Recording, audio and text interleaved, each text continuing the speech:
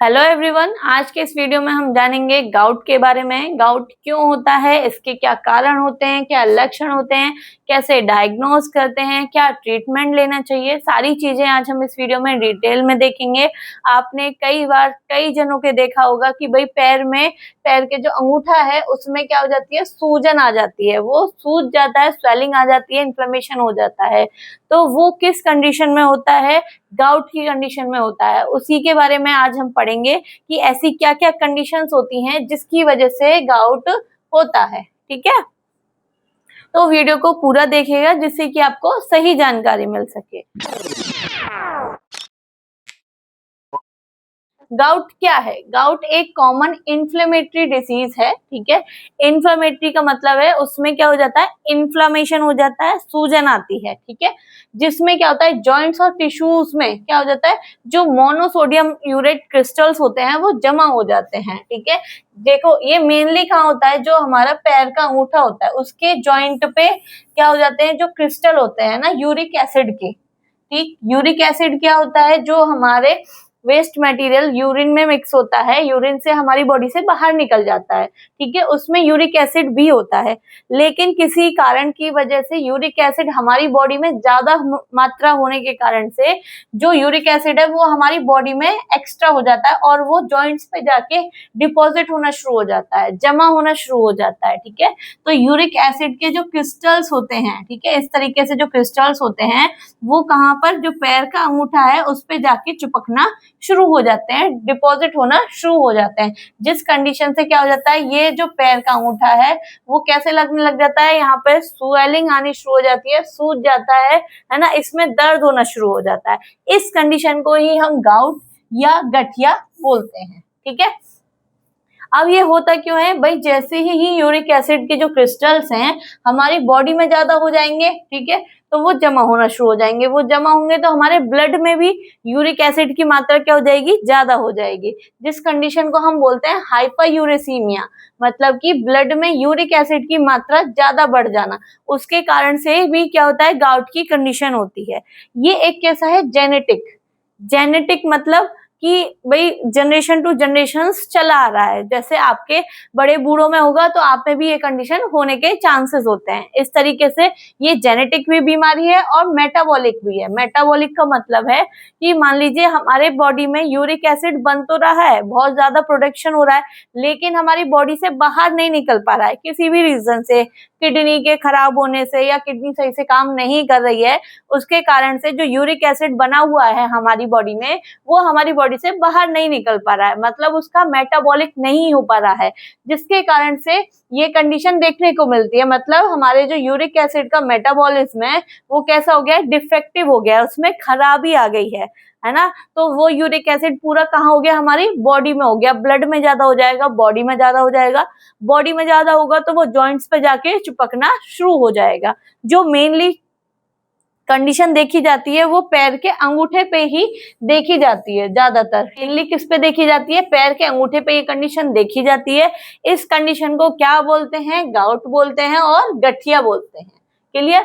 अब इसके कारण क्या क्या है भाई, गाउट के क्या क्या कारण होते हैं। तो सबसे पहला कारण है भाई, ब्लड में ही यूरिक एसिड की मात्रा ज्यादा हो जाती है। ठीक है, अब वो किसी भी रीजन से हो रही है, ब्लड में ज्यादा, भाई बॉडी से बाहर नहीं निकल पा रहा है या यूरिक एसिड का प्रोडक्शन ज्यादा हो रहा है, किडनी खराब होने से हो रहा है ना। तो किस कारण से ऐसा हो रहा है, अगर ब्लड में यूरिक एसिड की मात्रा ज्यादा है ना, जिस कंडीशन को हम बोलते हैं हाइपर यूरेसीमिया, मेडिकल कंडीशन में हम उसको हाइपर यूरेसीमिया कहते हैं। ठीक है, तो उसके कारण से गाउट की कंडीशन देखी जाती है।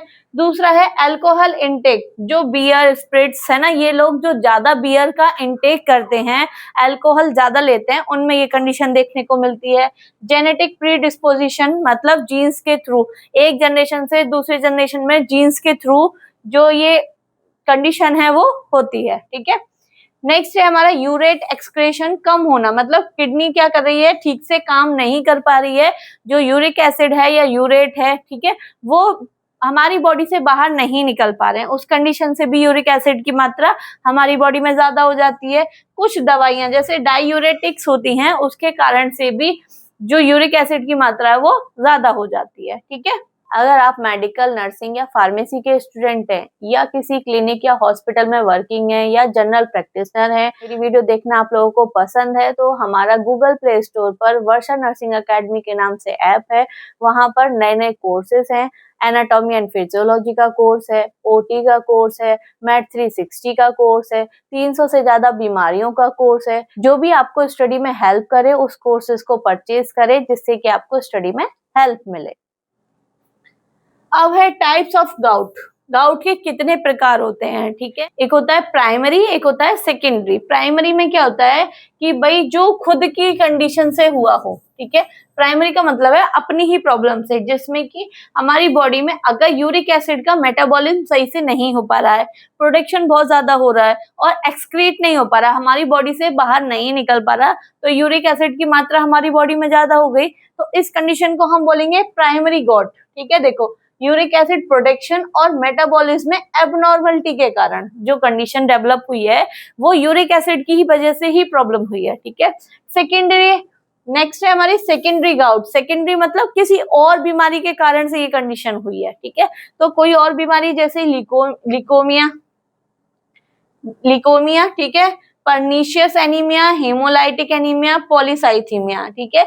ये सारी क्या है, हमारी ब्लड से रिलेटेड कंडीशंस है। पॉलीसाइथीमिया में क्या होता है, आरबीसी का जो अमाउंट है वो ज्यादा हो जाता है।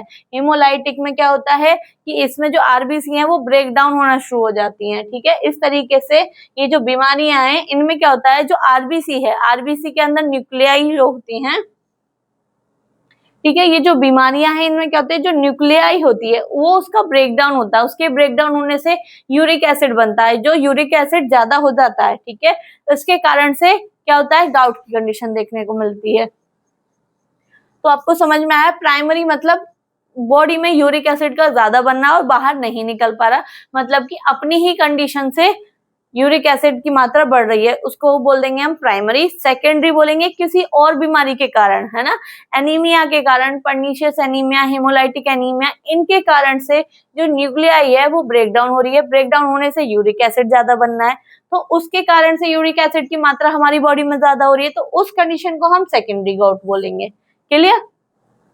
नेक्स्ट है इसके साइन एंड सिम्टम्स। गाउट के क्या क्या लक्षण हो सकते हैं।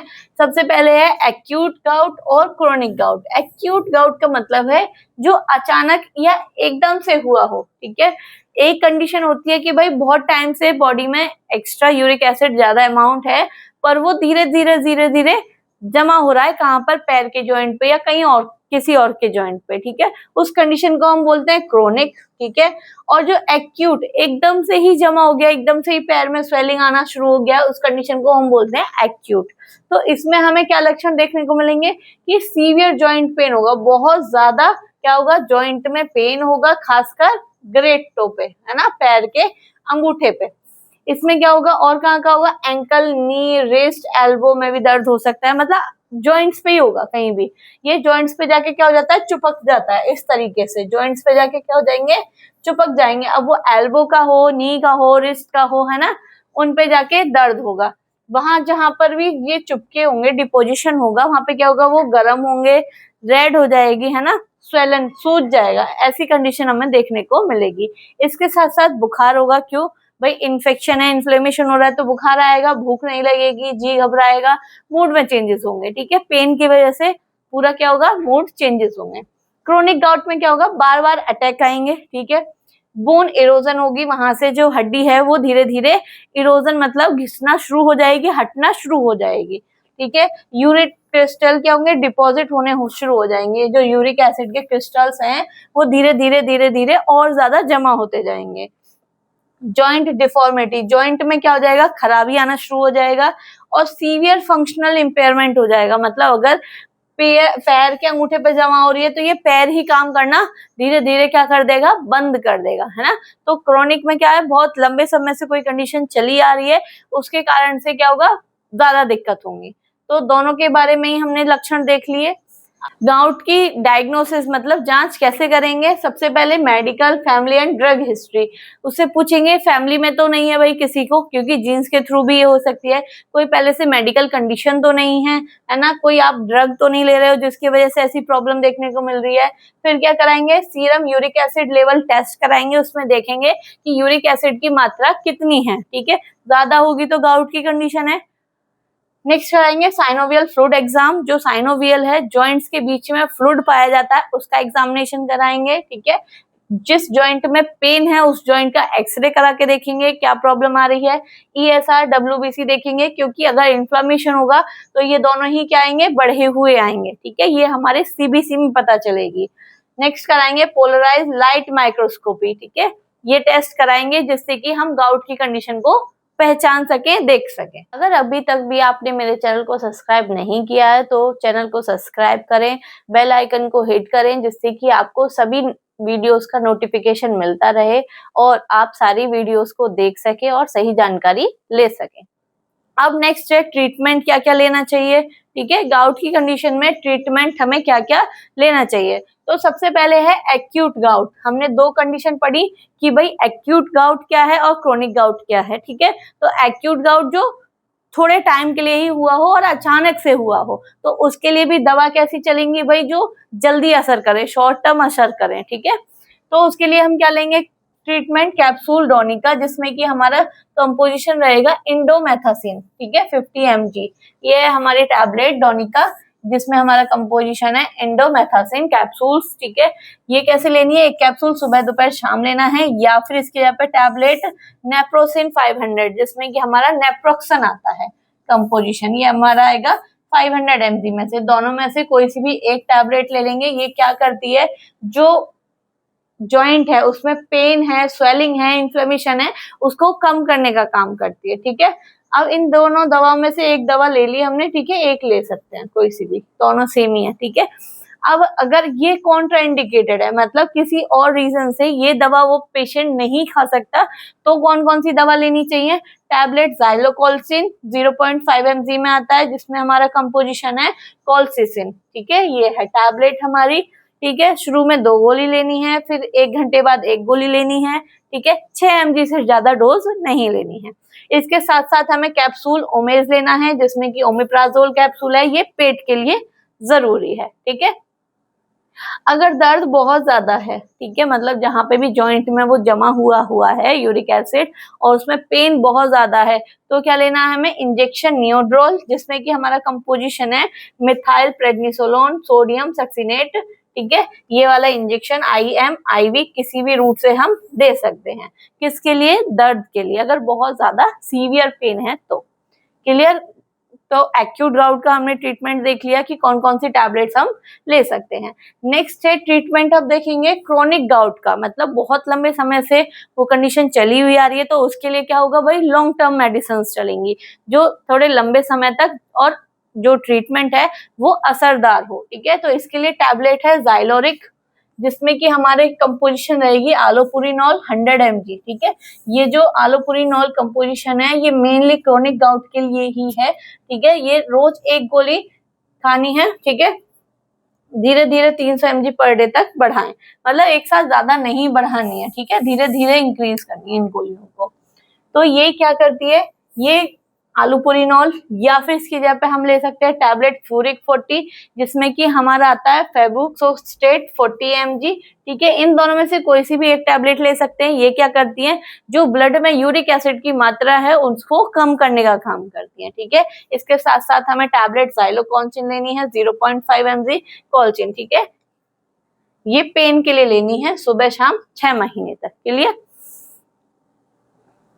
तो इस वीडियो में मैंने आपको गाउट के बारे में बताया, गाउट क्यों होता है, इसके क्या कारण होते हैं, क्या लक्षण होते हैं, कैसे डायग्नोज कर सकते हैं, एक्यूट गाउट क्या होता है, क्रोनिक गाउट क्या होता है, उसका ट्रीटमेंट क्या होता है, सारी चीजें मैंने आपको डिटेल में बताई है। आप लोग वीडियो तो पूरा देखते हैं लेकिन चैनल को सब्सक्राइब नहीं करते हैं। जिसने अभी तक भी चैनल को सब्सक्राइब नहीं किया है चैनल को जाके सब्सक्राइब कीजिए और बेल आइकन को हिट करिए, जिससे कि आपको सारी वीडियोस के नोटिफिकेशन मिलते रहें और वीडियोस देखते रहें। मैं आप लोगों के लिए नए-नए टॉपिक्स पर वीडियोस बनाती हूँ, बहुत मेहनत से वीडियोस बनाती हूँ, जिससे कि आपको सही जानकारी मिल सके। हिंदी प्लस इंग्लिश दोनों लैंग्वेज में बताती हूँ, जिससे कि किसी भी स्टूडेंट को समझने में या फिर पढ़ने में कोई दिक्कत ना हो।